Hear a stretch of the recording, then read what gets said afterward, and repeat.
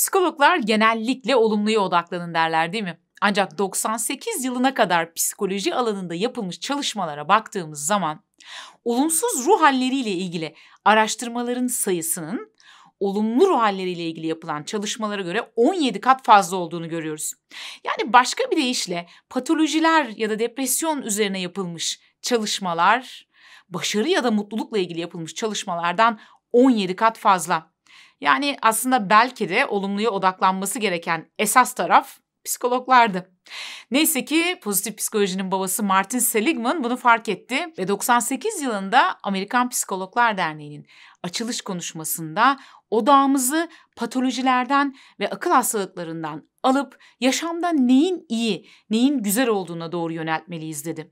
Ve iyi ki de öyle dedi. Böylelikle odak noktası patolojilerden çok daha dayanıklı, daha güçlü insanlar olan, yaşamda neleri yaparsak daha güçlü olabiliriz, neleri yaparsak daha dayanıklı olabiliriz, neleri yaparsak ruhsal sağlığımızı koruyabiliriz ve destekleyebiliriz üzerine odaklanan pozitif psikolojiyi geliştirdi. İşte bugün bu videoda Martin Seligman'ın iyi hissetme ile ilgili olarak önerdiği 5 aşamalı bir model olan PERMA modelinden bahsedeceğiz. Ve bunu yaparken bir taraftan kendi PERMA düzeyimize bakacağız. Ardından bunu daha iyi hale getirebilmek için neler yapabiliriz üzerine konuşacağız. Eğer hazırsanız kağıdı kalemi alın gelin. Çünkü bu çalışmamızda kağıt egzersizlerimiz olacak. PERMA Türkçesiyle pozitif duygular, uğraş, ilişkiler, anlam ve başarı kelimelerinin baş harflerinden oluşuyor. Seligman'a göre bu 5 unsurla ilgili aktiviteler iyi olma haline katkıda bulunuyor.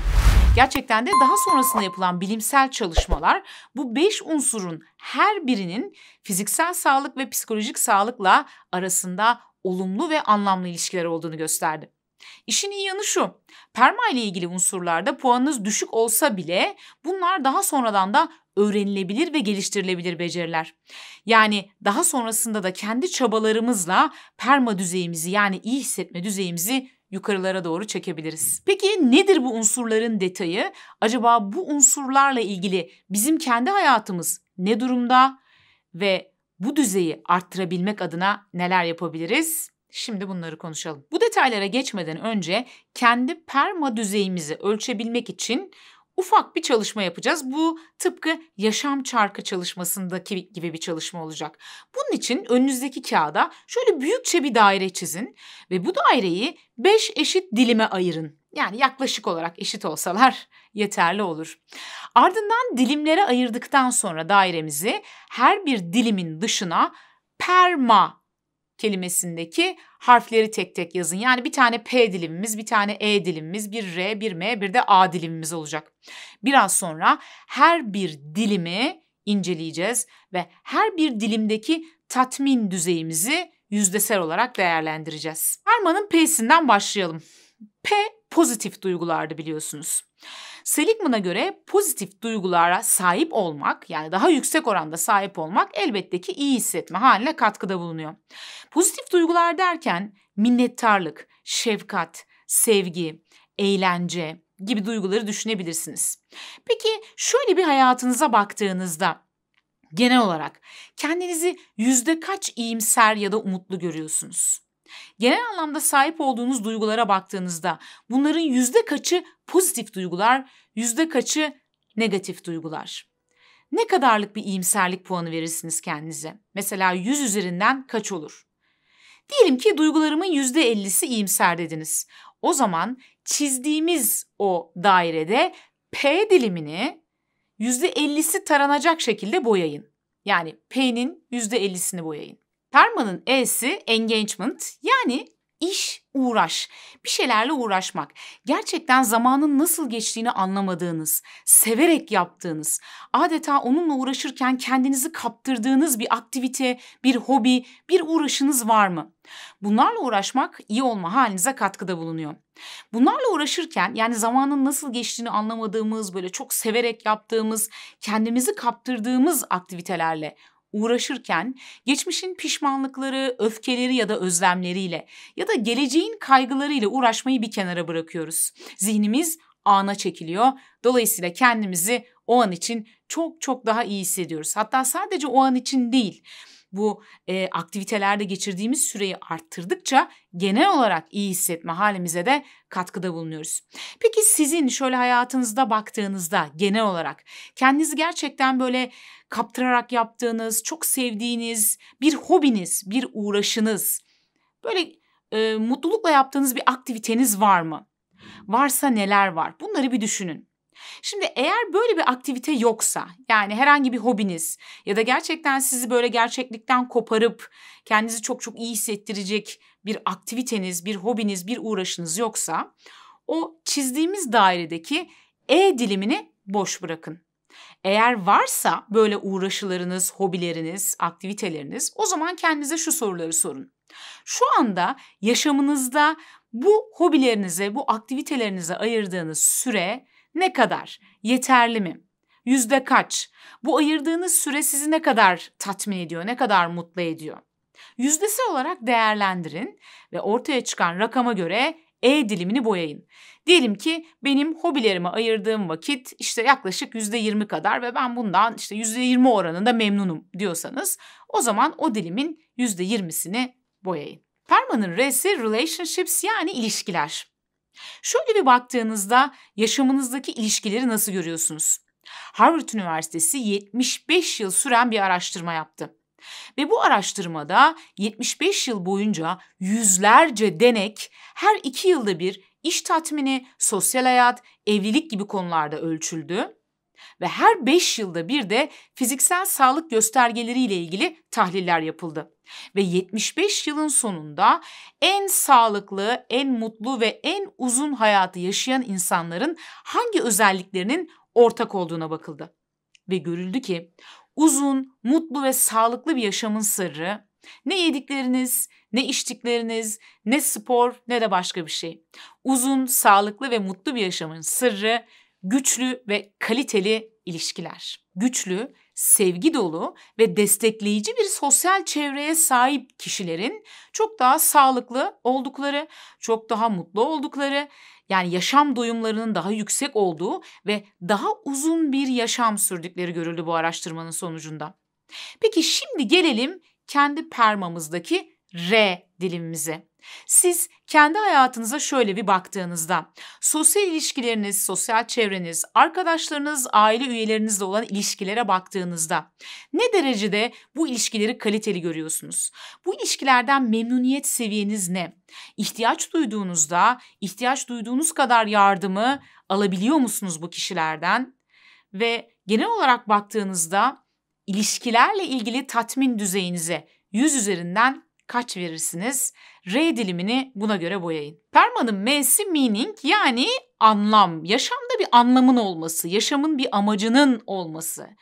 Kendimizden daha büyük ve daha anlamlı bir şeye, mesela bir yaşam amacına hizmet ettiğimizi hissetmek bize iyi geliyor. İyi hissetmemize katkıda bulunuyor. Sabahları beni yataktan kaldıran bir sebep, yaşama motive eden bir amaç, mesela bir anlam. Kimisi için bu müziktir, kimisi için sanatsal aktivitelerdir, kimisi için bir başkasının hayatına dokunmaktır.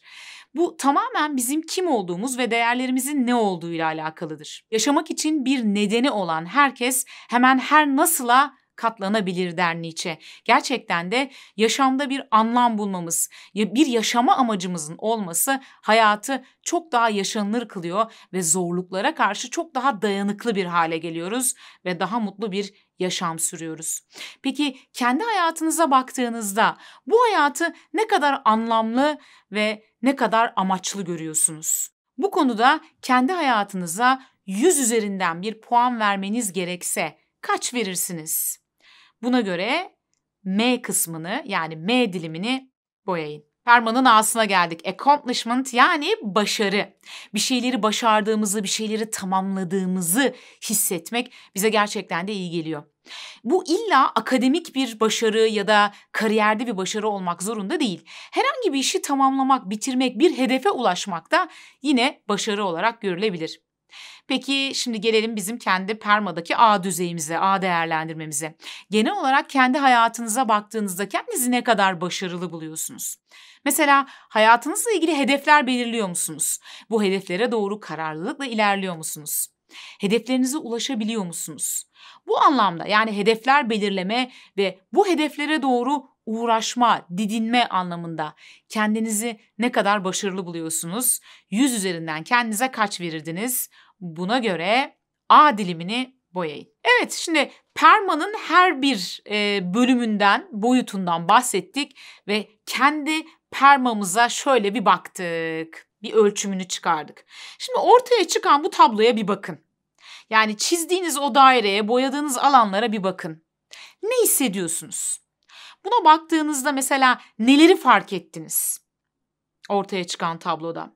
PERMA'nıza baktığınız zaman, PERMA ölçümünüze baktığınız zaman size iyi hissettiren alanlar, unsurlar hangileri? Yani hangi dilimlerdeki aldığınız puanlar size iyi hissettiriyor? Hangilerinin değiştirilmesi gerekiyor sizce? Pek memnun hissettirmiyor. Bunları fark edin. Ve şöyle bir baktığınızda PERMA'nın alanlarına, değişime ilk olarak hangi alandan başlamak istersiniz? Buna karar verin. Tabii merak etmeyin, bu alanlarla ilgili değişiklik yapabilmeniz için yani PERMA'nın her bir unsuruyla ilgili daha iyi bir noktaya gelmek için sizlere bazı önerilerim olacak bu videoda. Aslına bakarsanız PERMA'nın her bir harfi için bir tane öneri ve bir öneri videom olacak sizlere. Evet, diyelim ki PERMA dairenize baktığınızda ilk olarak değiştirmek istediğiniz ve memnun olmadığınız, kendinizi tatmin hissetmediğiniz alan P alanı, yani pozitif duygular alanı.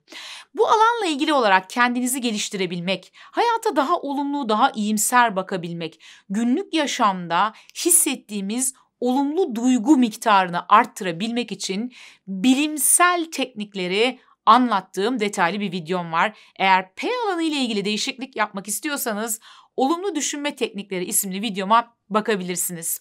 Aynı zamanda bu önerdiğim videoları açıklama kısmına da yazacağım. İster oradan ulaşın, ister az önce gösterdiğim yerden videoya ulaşın. Efendim, yaşamınızdaki E diliminden eğer memnun değilseniz, yani engagement, iş, uğraş, bir şekilde kendinizi kaptırarak yaptığınız bir aktivite, bir hobi, bir uğraşınız yoksa eğer, o zaman ne yapacağız? O zaman bunu bulabilmek için kendimize bir kere zaman ayıracağız. Farklı farklı aktiviteler deneyeceğiz ve bu aktivitelerden gerçekten de bizi böyle andan koparan, yaşadığımızı hissettiren bir aktiviteyi bulup onunla yaşantımıza devam edeceğiz. Ona daha fazla vakit ayıracağız hayatımızda.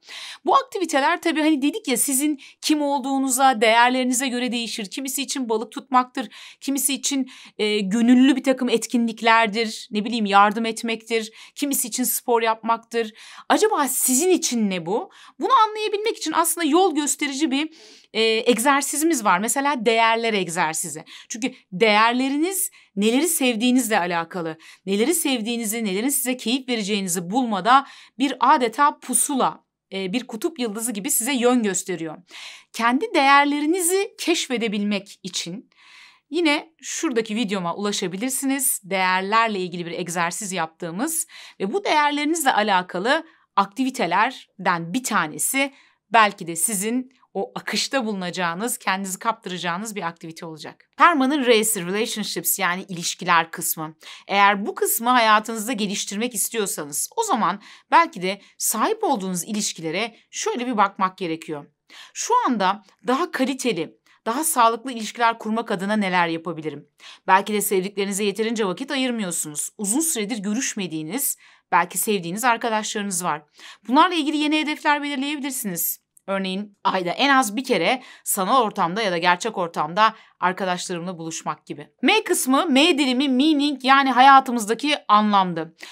Bu kısım belki de bence en zor kısımlardan bir tanesi. Yaşam amacım, yaşamın anlamını nasıl keşfedebilirim? Bununla ilgili aslında yapılacak çok fazla şey var. Bunlardan bir tanesinin yine kendi değerlerimizi aslında keşfetmek, ki bununla ilgili videoyu daha önce önermiştim size. Bunun dışında yine Japonların Ikigai dedikleri yaşam amacı ve bu yaşam amacını keşfetmekle ilgili bir egzersizimiz var ve bununla ilgili bir videomuz var. Bunu da eğer izlemek isterseniz şuradan ulaşabilirsiniz. ya da açıklama kısmından Ikigai videomuzun linkine ulaşabilirsiniz. Efendim Perma'nın A'sı ile ilgili de yine tabii ki size bir video önerim var. A kısmı hatırlarsanız başarı ile ilgili, hedeflerle ilgili, bir hedefe ulaşabilmekle ilgili bir kısımdı. Yaşantınızda kendinize uygun, sağlıklı hedefler belirleyebilmek ve bu hedeflere doğru kararlılıkla motiveli bir şekilde ilerleyebilmek için neler yapabileceğinizle ilgili kanalımda birden fazla video var. Ancak başlangıç olarak hedefler nasıl belirlenmeli isimli videomdan başlayabilirsiniz. Ardından motivasyonla ilgili oynatma listesindeki diğer videolara göz atabilirsiniz. Daha iyi hissedebilmek, daha kaliteli, daha sağlıklı ve daha mutlu bir hayat yaşayabilmek için pratik ve bilimsel önerileri paylaştığım kanalıma abone olmayı unutmayın. Ayrıca abone olduktan sonra zile tıklayın ve hepsini seçin ki haftada 2 kez yeni video yüklüyoruz. Bu videolar yüklendiğinde haberiniz olsun.